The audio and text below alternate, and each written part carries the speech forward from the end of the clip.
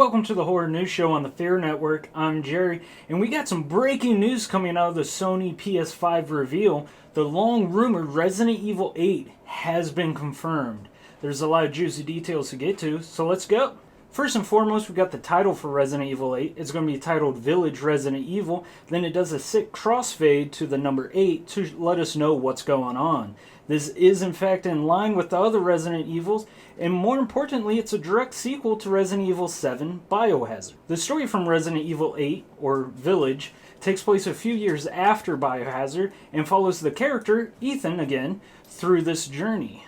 Along with following the character Ethan again from Biohazard, Resident Evil 8 also continues the method of first-player view, which is a fantastic take. I like it. It was entertaining in Biohazard. I'm looking forward to seeing more of that. It adds another level to the horror element. Yeah, the security camera view from the originals was pretty terrifying, but you got used to it. But in first person, having things jump out right at you, yeah, that's a whole new level. I can't wait. For me, Biohazard was fun, but it felt like it was missing something. And I didn't know what it was until I saw this trailer. Biohazard very much plays like a prequel story, or a prologue, or a trailer, or a demo for what this game is. It always felt like, yeah, it was a complete story, but there was just an element missing. And that's not to take away from anything in Biohazard. It's a fun game. There's a lot to it, a lot to do, a good story. But I always felt like it was missing something. But now I know what it is, at least in my opinion. It was a prequel to this story. Or at least from the trailer, that's what my gut feeling tells me. With RE Village, Ethan travels to a European village, hence the name, and he encounters what feels like and what looks like gothic horror elements from the olden day. I think you get some witches in here, and you definitely get a werewolf.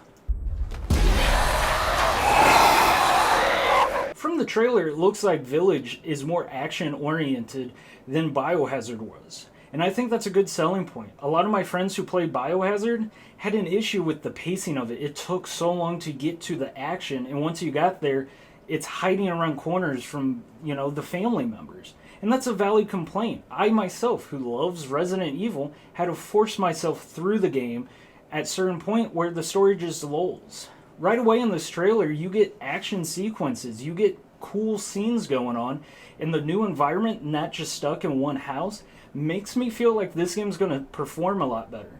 Biohazard was well received, I'll give it that, but I know a lot of people were disappointed in that's it.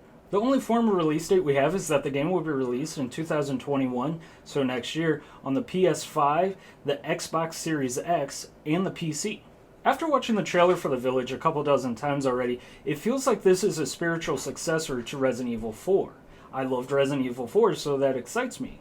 And this also backs up the rumor that they're working on a remastered edition or a remake of Resident Evil 4. Could it be possibly that these two rumors were really based off one story, The Village? A lot of the scenery makes sense. A lot of the story plot points kind of hits home, where you play as a guy who goes to a village and something's off.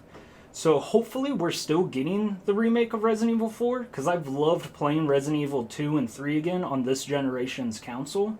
So hopefully we do eventually get a Resident Evil 4 remake, but this is going to hold me over. I'm really looking forward to the new mythos being added, because we haven't had werewolves before, and this just feels new.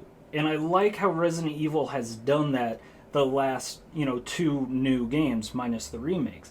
Biohazard was a very new take on it, and Village seems like it is too. Resident Evil 6, the last one in the core line of Resident Evil games, was pretty poorly received. Rightfully so. But it's nice to see that they took the criticism and was like, okay, we're going to do a soft reboot, but keep it in the universe. I'm very looking forward to see where this story continues. Well, that's the breaking horror news from today's press conference for the PS5. And I'm stoked for Resident Evil Village and returning to the universe of Resident Evil. I've loved it so far, and I hope I continue loving it. As always, remember Randy's third rule. Never, ever, ever, under any circumstances say, I'll be right back. Because you won't be back. So until next time, I'm Jerry. This has been the Horror News Show on the Fear Network.